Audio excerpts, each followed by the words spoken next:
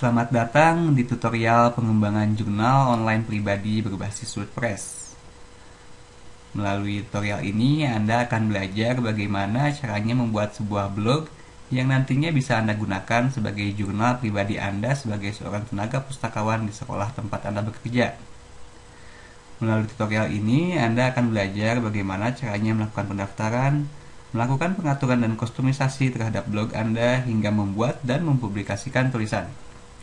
Baiklah, untuk pertama-tama kita akan sama-sama belajar bagaimana caranya untuk melakukan pendaftaran ke layanan WordPress. Pertama-tama, kita akan bersama-sama membuka program browser yang ada di komputer kita. Klik di tombol Start menu, kemudian klik All Programs, kemudian cari browser apa yang sudah terinstall di komputer Anda. Di sini saya menggunakan browser Mozilla Firefox. Saya klik di program Mozilla Firefox, kemudian tunggu sampai Windows-nya keluar.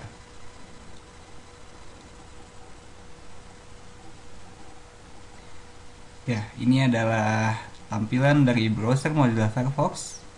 Kemudian kita akan menggunakan browser ini untuk masuk ke situs web WordPress. Ya, di address bar ini kita ketikkan URL dari WordPress. Saya ketikkan di sini wordpress.com. Tekan enter.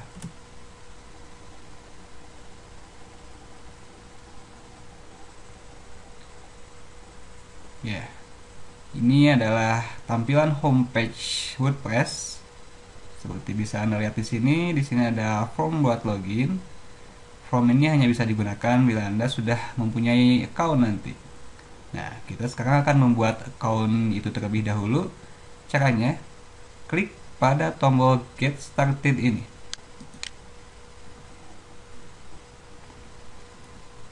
Ya, ini adalah halaman pendaftaran WordPress. Bisa kita lihat di sini ada beberapa kolom yang harus kita isi sebelum kita bisa mempunyai account di WordPress. Mari kita isi sama-sama kolom ini. Di kolom email address, masukkan alamat email yang Anda miliki, dan sering Anda pergunakan. Nah, di sini saya memasukkan alamat email yang akan saya gunakan.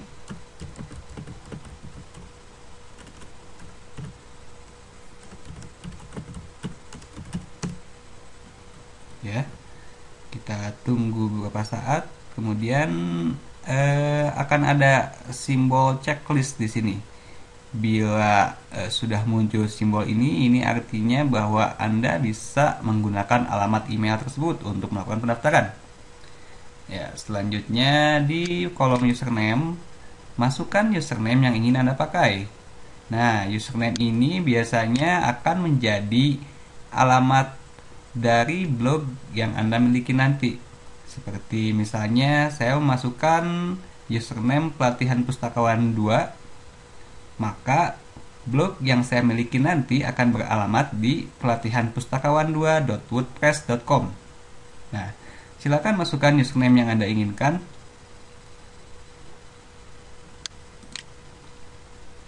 Kemudian klik pada kolom password.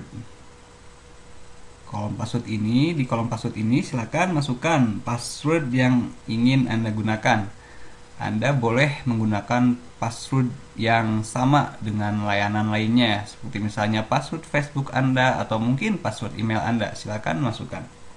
Di sini saya memasukkan password yang ingin saya gunakan. Iya. Oke. Sekarang seluruh kolom telah terisi. Nah, bisa Anda lihat bahwa data yang dimasukkan dengan benar akan memiliki tanda checklist di masing-masing kolomnya. Bila semua kolom yang Anda isi juga sudah muncul tanda checklistnya seperti ini, berarti Anda bisa melanjutkan ke tahapan selanjutnya dari pendaftaran di layanan WordPress ini. Oke, bila semuanya sudah terisi dan semuanya telah terchecklist dengan benar, gulung layar ke bawah, dan bisa Anda lihat ada beberapa pilihan di sini. Oke, untuk melanjutkan pendaftaran blog kita, silakan klik tombol sign up di kolom basic.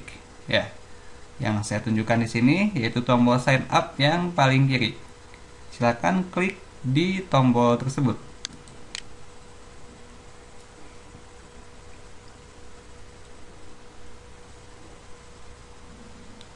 Oke, sekarang muncul pemberitahuan yang isinya memerintahkan kita untuk membuka email kita untuk menyelesaikan pendaftaran. Oke, maka dari itu sekarang kita akan bersama-sama membuka email yang kita miliki.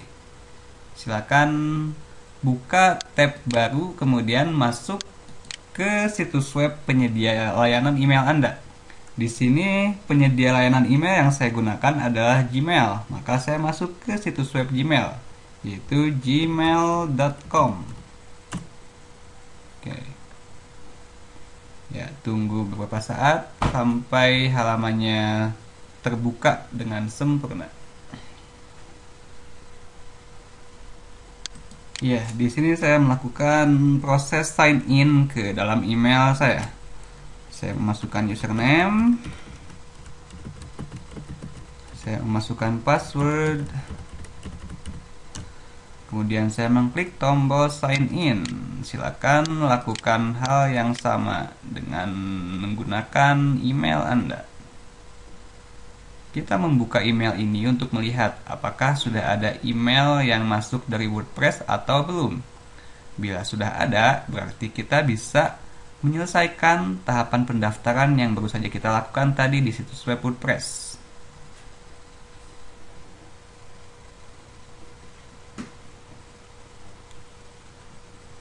Nah, email saya sudah terbuka sekarang dan bisa dilihat bahwa ada satu email baru yang pengirimnya adalah wordpress.com dengan subjek activate, alamat blog yang tadi saya buat. Nah, silakan dilihat juga di email Anda apakah sudah ada email dari WordPress atau belum. Bila sudah ada, kemudian buka email tersebut.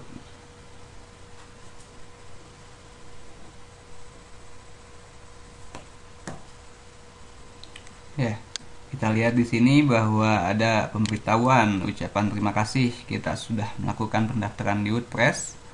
Kemudian ada juga instruksi untuk mengklik tombol ini untuk mengaktifasi blog kita. Oke, kita klik tombol activate blog ini. Ya, ini kita sudah masuk kembali ke halaman WordPress. Seperti bisa Anda lihat, ada pemberitahuan bahwa account kita sekarang sudah aktif. Ini artinya Anda sudah berhasil melakukan pendaftaran di WordPress dan Anda sudah memiliki blog. Tapi tentunya blog yang sudah ada sekarang ini masih kosong karena kita belum melakukan apa-apa terhadap blog tersebut.